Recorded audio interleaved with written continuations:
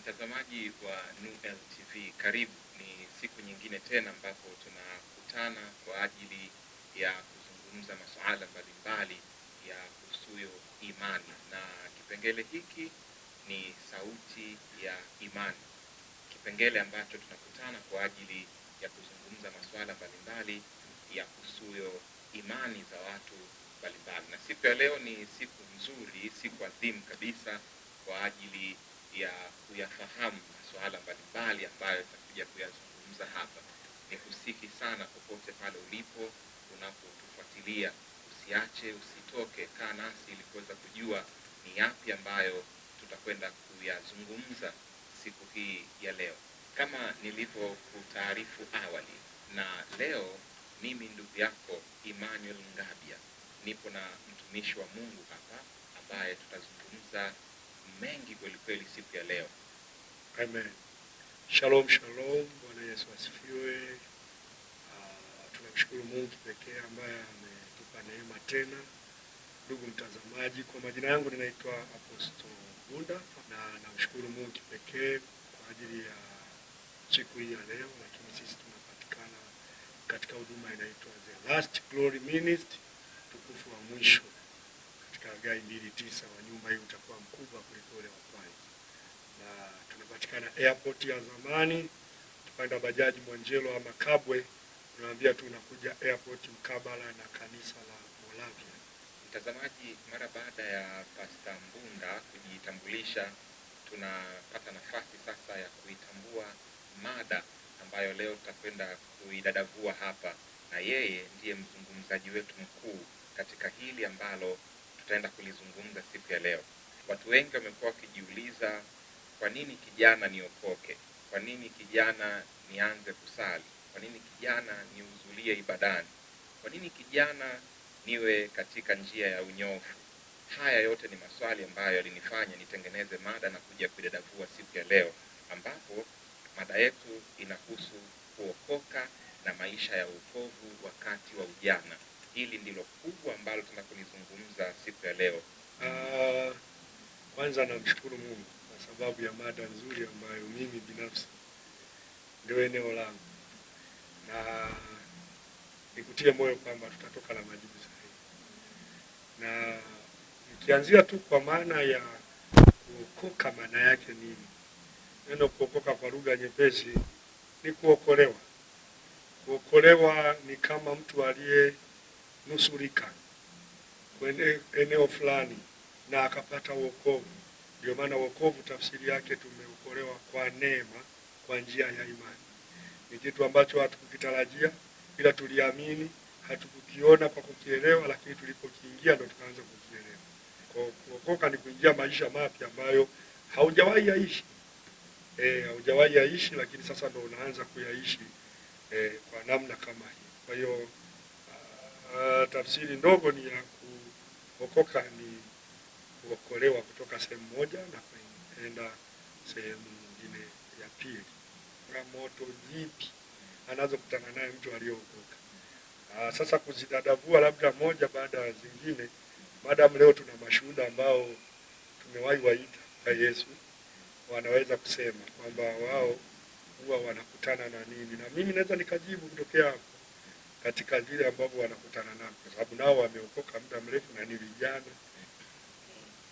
Siwezi kusema hakuna changamoto, ila kuna faida nyingi za kuokoka kuliko changamoto. Kwa faida ni nyingi kuliko changamoto. Changamoto ni vile labda watu waliokuwa wako around na wewe wanakuacha. Wengine wanasema kama umeamua kumpokea Yesu, sijui umeokoka, hizo hatuwezi kufanya kazi na wewe. Yaani unakuta vitu vinaanza kwenda ndivyo sivyo, lakini baada ya muda unalikava. Changamoto ziko, yani yale maisha ambayo anayapitia mtu ambaye hajaokoka, ndio hayo maisha ambayo ndio huko kwenye huo ulimwengu ambao unaishi wewe ambaye umeokoka. Kwa kama kuna dhambi zilikuwa zinafanyika kule, wewe ambaye umeokoka utakiwa kufanya dhambi, lakini ndio maisha ambayo unaishi yale. Unawezaje kuyashinda yale? Ni kwa kumtegemea Mungu, kwa sababu Mungu ndiye aliyekuokoa. Hiyo ndio changamoto ambayo wengi vijana tunapitia. Yule kijana ameokoka, yule ni mshamba. Ninachokiona ni hiki kwamba unapobadilisha life kwenye maisha yako, kuna watu watakukubali na wengine watakukataa. Maisha ya wokovu unapobadilisha, kunakuwa na changamoto na hazikosekani hizo changamoto. Na mimi changamoto nyingi ambazo nijibu hata chache ambazo wamezisema, kuna kukataliwa, kutengwa na watu. Yaani ukiokoka unaonekana kama mshamba, mtu ambaye sidhani kama utafanya kama wanavyofanya wengine. Na vijana wengi sasa hivi, mtangazaji, huwa wanaamini kwamba wanatakiwa waishi maisha kama ya kipagani, kama ya kiwokovu, yani nusu hivi. Kwa hiyo changamoto wanakutana nazo zipo, ndio wanasema duniani mnayo ziki, lakini fanyeni nini? Ipeni moyo, kwa kuwa mimi nilishinda. Yesu tu alikutana na changamoto. Who are you? Wewe nani usikutane na changamoto? Kwa haya aliyozungumza mchungaji, inamaanisha wokovu una msaada mkubwa sana kwetu. Wokovu unawasaidiaje? Natamani kufahamu hili. Je, wokovu unawasaidia kwenye kuchagua ama ni akili zenu bado? Wokovu unasaidia sana. Yaani ndio maana unasema mtu umeokolewa. Umeachana na kila kitu, umeamua kumfuata Yesu, kwamba hawe kiongozi wako. Atakuongoza kwenye, kama unataka kuolewa, unataka kazi, unataka kusoma, anakuongoza kwa sababu Roho Mtakatifu yuko ndani yetu. Roho Mtakatifu tuliyempokea anatuongoza. Atakwambia usiende hapa, usifanye hiki, chukua hiki, anza biashara hii. So mimi naona Mungu anatuongoza, Roho Mtakatifu anatuongoza. Chochote kile ambacho unakuwa unakifanya, unategemea maongozi ya Mungu mwenyewe. Pasipo Roho Mtakatifu, anasema uongozi wao na roho au ndio wana. Ndio wana wa Mungu. Na wana wa Mungu huwa Mungu anawasaidiana. Kwa unaweza ukawa na marafiki wengi na hivi, lakini ukiwa na wokovu ndani na Roho Mtakatifu aliyemsema, anakusaidia kujua mtu wa kweli ni yupi. Kwa sababu yupo mtu wa ndani ambaye ndio ndugu, ambaye anaweza akakwambia kwamba bwana, huyu mpenzi ulionaye sio sahihi. Haya maisha unaoenda nayo sio sahihi. Hii kozi uliochukua hii na utoboi. Unajua kuna mtu anachagua HGK sijui au HGL, kumbe sio ya kwake. Na unasikia kosa shalom ndani kabisa. Ndio maana vijana wengi wanateseka, kwa sababu wengi tulionao leo wanamlaumu Mungu ila hawafanyi ambacho Mungu aliwaruhusu wafanye. Mimi Mungu ameniita kati sijaoa. Nijitolee mfano mwenyewe ili watiwe moyo watu. Mungu ameniita kabla sijaoa, na ninawaongoza wa mama, watu wazima, nawaongoza watu kabla ya ndoa. Lakini nilitii lile agizo. Ningesubiri ndoa ianze ndio nije kutii agizo, labda ningekosea. Na ndio vijana wengi ambao tuko nao leo wanasubiri mambo yao yote yakae sawa. Wanaambia kwa nini hutaki kuoa? Anakwambia mimi anawaza kwamba nijenge.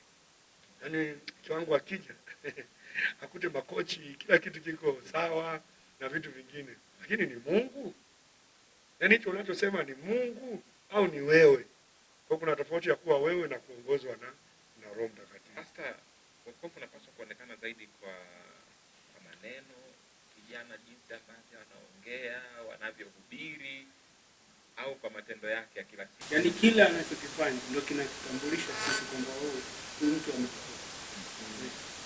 Kijana akiumba katika njia yake ya wokovu kwa muda fulani tu, labda akaanguka kidogo, tutambue kwamba alikuwa hajaokoka kweli ama ndo njia ya wokovu ilivyo? Tusidanganyane jamani, kwamba wokovu uko hivi sio kweli. Tushakutana na misukosuko. Kila mtu hapa anafahamu namna alivyotengeneza na Mungu mpaka leo yuko alivyo.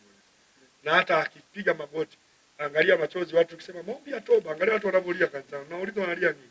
Kwa nini? Wanajua kila itwapo leo kuna makosa tunakutana nayo, lakini hatujaitiwa kukosea hayo. Ndio maana Mungu anataka tutengeneze ili kinala kisiondoke kwenye maisha yetu.